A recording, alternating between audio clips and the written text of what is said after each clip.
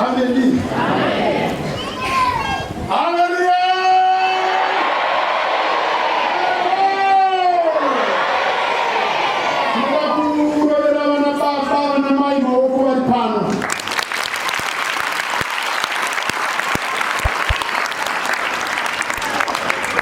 Mamwe marema anakuziva kuti isevhisi yekukumbirira vana vedu kuti tega tigoni kuvarayira zvikafamba. Ameni.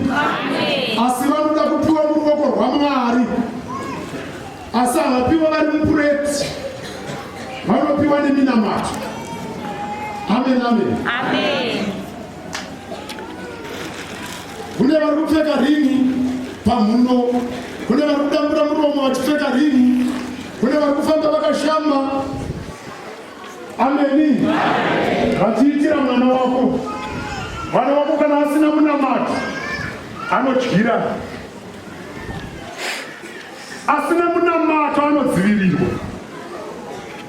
Saka zvamauya pano kuzobata munamato wevana kuti tiri kuvabereka munyika yakasiyana neyatakaberekwa, ndozvatiri kutenda. Ameni. Haleluya.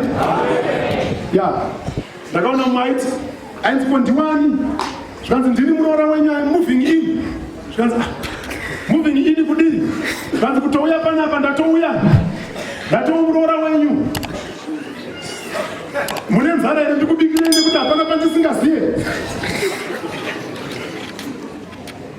Ndo kureva kuti ndo kropi, ndo vanhu iko iva. Saka kuti mwana azvinzwisise zvinotoda muve pano nokuzvininipisa kwenyu. Muchikuva pano kwenyu makagara kudai, Mwari anorapa vana, Mwari anonzwa. Munamato wenyu, munamato wababa, munamato wamai ndo une simba kumwana. Saka Josefa aideedza vana vake kuti varopafadzwe naJakobo. Amen, amen.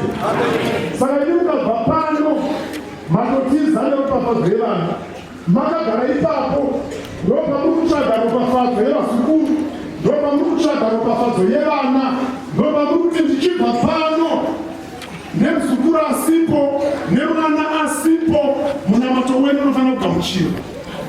Vachazonovharwa munamato nekufonera basa iri. Anofanira kudzikama mwana, anofanira kudaidzwa auye, anofanira kuti kana ndasingakufonerei akufonerei. Kana tichigona tanamata zvakanaka pano, vana vaita basa ravo pano, anofanira kukufonerai muchiri pano.